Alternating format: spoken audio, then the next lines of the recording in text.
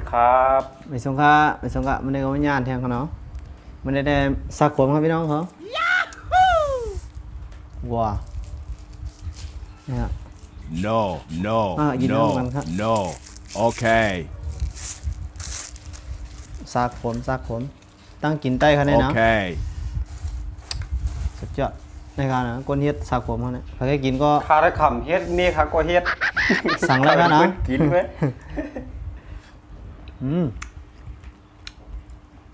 จังมันลำบุญลำบานในแนว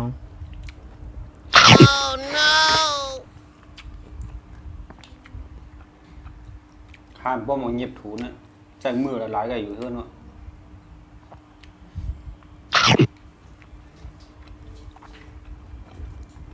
โอ้เองใจเฉยนำเทียมใช้เอามันเพราะนั้น แต่งครับพี่น้อง ถึกไหน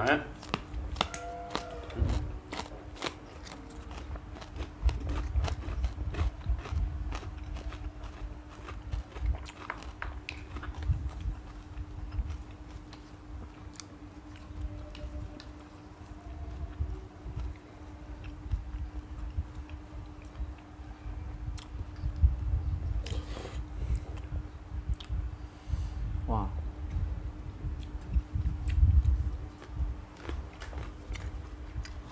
นะครับเพราะผมมันพวกคิวนะ เข้มฮะ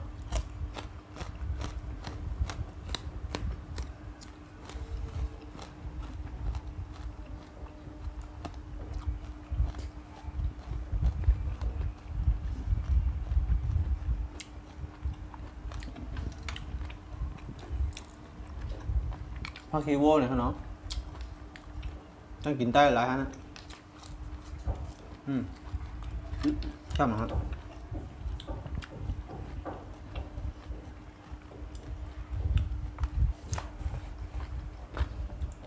ว้าเสียงสีใหญ่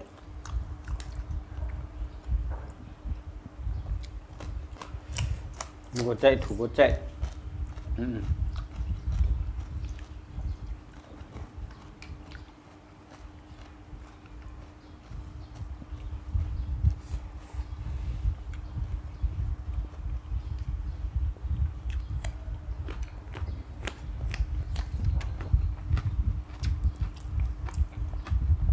โอ้เข้มเหรอครับพี่น้องเหรอ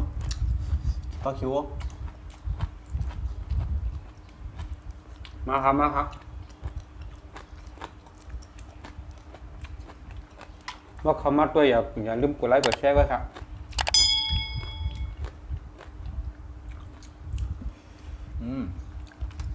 เจอน้ำพริกปูของ ผักผมเย็นเป็นน้ำพริกทั่วพี่น้องเหรอนี่หมูล้า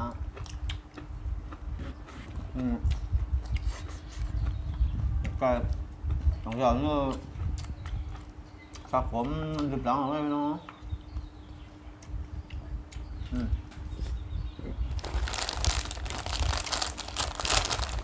มันหมูน้ำป้องเมียนกันด้วย ใครอยู่เพื่อนเลี้ยงไงนะ Okay.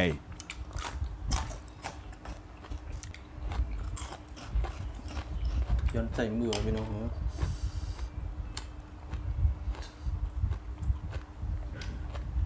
ว้าว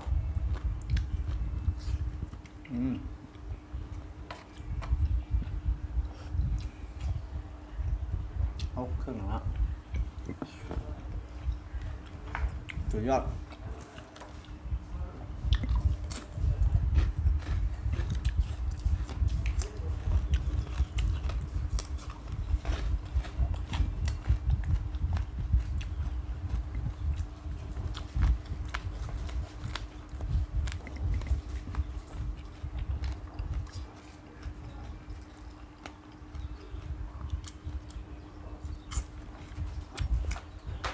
กินซาผมกินได้เนาะ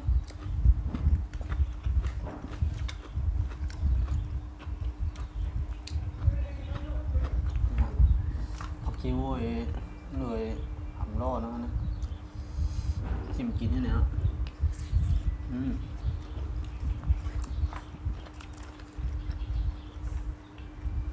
ลูกเกือบเหมือนกิน ผีดีเนาะเนี่ย ลืมจริงๆงานลงวัก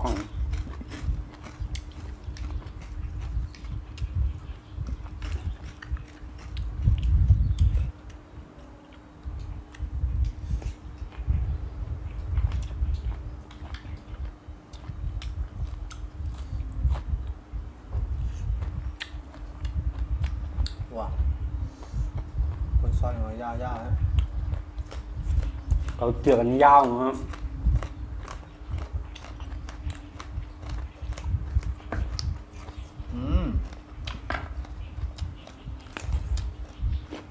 โอเคฮะ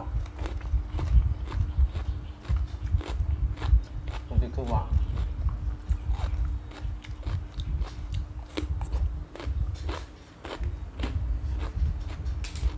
อะไรหมักเตียง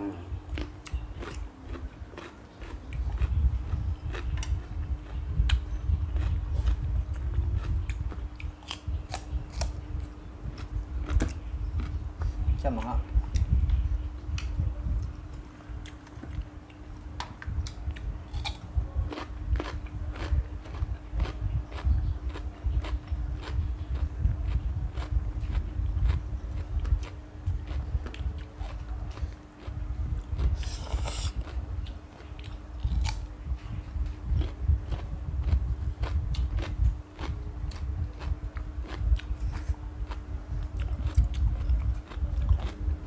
โอ้เครื่องฮะเดี๋ยวนะน้ำมัน กินให้กิน โอ้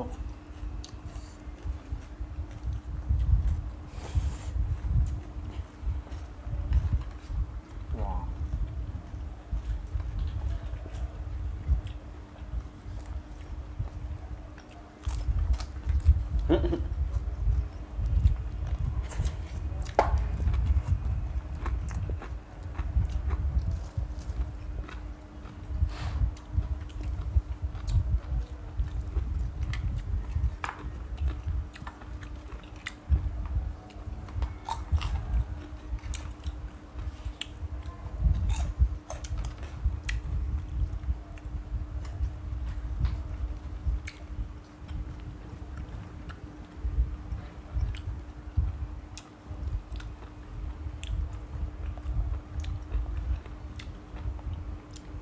หายน้ำมันหลานเนี่ยแค่มันน้ำมัน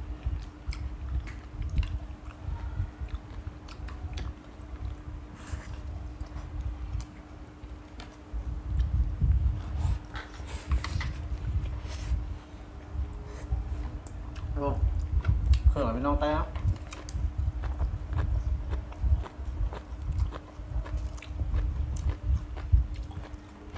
เขาคือโว้ฮะแค่ไหนฮะสั่งเสื้อวะเนี่ยนะมันได้ปุ๊บก็ฮะแค่ไหนฮะ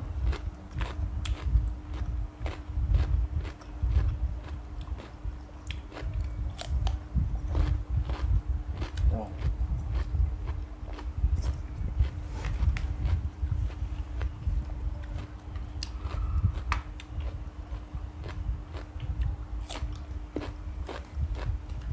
มันจับกันมันแนว